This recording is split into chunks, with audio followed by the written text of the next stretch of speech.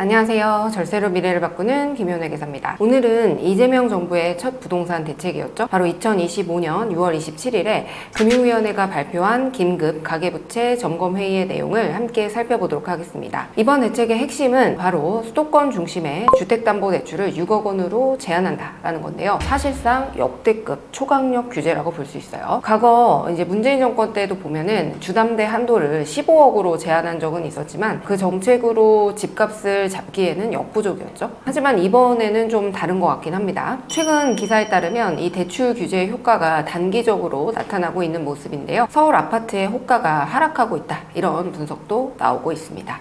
그런데 여기서 끝이 아니죠. 이재명 대통령이 최근에 이번 대출 규제는 맛보기에 불과하다, 앞으로 수요 억제책은 더 많이 준비가 되어 있다, 그러면서 이번 6억 원에 대한 규제는 시작일 뿐이라고 밝혔습니다. 더 강력한 규제가 예고되어 있는 상태인 거죠. 그럼 이번에 발표된 6월 27일 대책의 구체적인 내용을 한번 살펴보도록 하겠습니다. 첫 번째, 주택담보대출에 대한 상한선이 도입이 됐죠. 가장 중요한 내용은 주택 구입 목적의 주담대를 최대 6억 원으로 제한하는 내용입니다.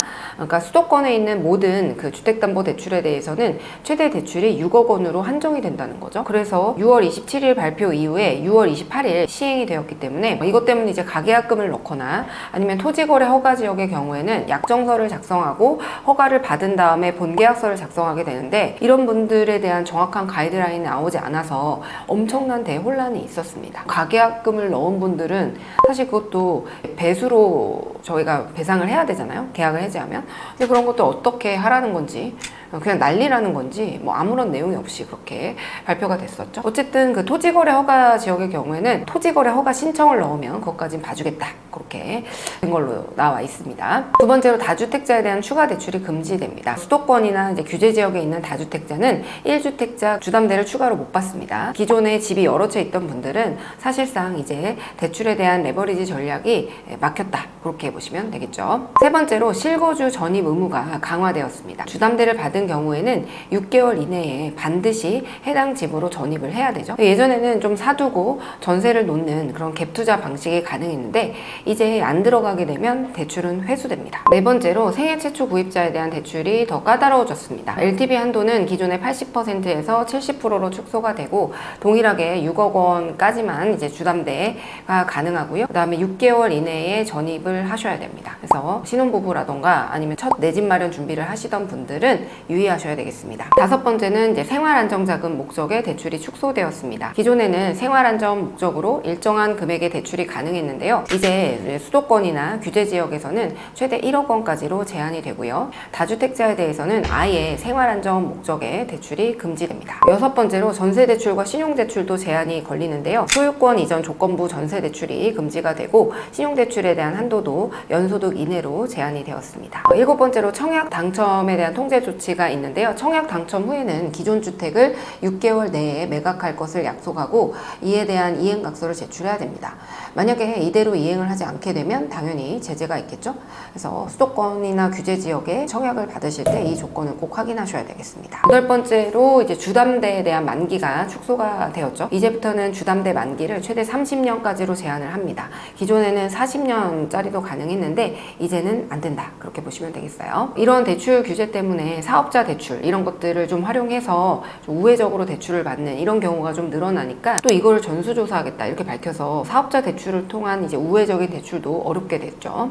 이렇게 이제 강력한 대책에도 불구하고 계속해서 집값이 잡히지 않는다면 세금 카드를 최후에 쓸 수밖에 없다, 이렇게 밝혔고요. 그렇게 되면은 이제 다주택자에 대한 중과 유예나 조정 대상 지역이 이제 확대되는 등 여러 가지 전략이 사용될 수밖에 없겠죠. 현재는 취득세에 대해서만 중과 정책이 적용이 되고 있거든요. 근데 이제 이게 양도세에도 이제 확대돼서 과거처럼 뭐 기본 세율의 20에서 30%가 추가되는 그런 세율이 부과될 수 있습니다. 한편 최근 기사를 보니까 대통령실하고 정부에서는 종합부동산세를 폐지하고 상속세와 증여세, 대폭 개편 등 전면적인 세제 개편안을 함께 추진 중이라고 밝혔는데요.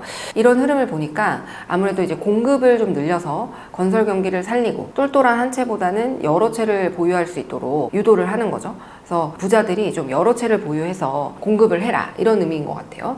그래서 종부세는 폐지해주고 또 한편으로는 아마 임대주택을 등록했을 때 좀 혜택을 늘려주는 방식으로 세제 개편안이 나올 가능성이 있지 않을까 조심스럽게 예측해 봅니다. 그래서 공급을 확대하는 방식으로 부동산 가격을 안정시키고자 하는 그런 큰 그림으로 보이는데요. 결국에는 돈 많은 사람이 한 채에만 몰리지 말고 여러 채를 공급해라. 그래서 똘똘한 한 채 말고 여러 채를 공급해라 이런 메시지로 보여집니다. 근데 일단 우선적으로 공급이 우선돼야 되겠죠. 뭐가 공급이 많아져야. 근데 사실은 우리가 원하는 지역의 공급은 한정되어 있다는 게 문제죠. 자, 그래서 오늘은 이재명 정부의 첫 부동산 대책과 앞으로 이어질 세금과 공급 정책의 큰 흐름까지 함께 살펴봤는데요. 규제는 더 강해질 거고 대출은 어려워졌고 앞으로 이제 세금 카드까지 꺼내들 가능성이 높아졌습니다. 그렇다면 우리는 어떻게 해야 될까요? 다주택자는 지금 팔아야 될지, 법인을 만들어야 될지, 상속 증여는 어떤 타이밍이 유리할지. 상속은 뭐 타이밍을 못 만들지만 어쨌든 이런 절세 전략에 대한 방향성을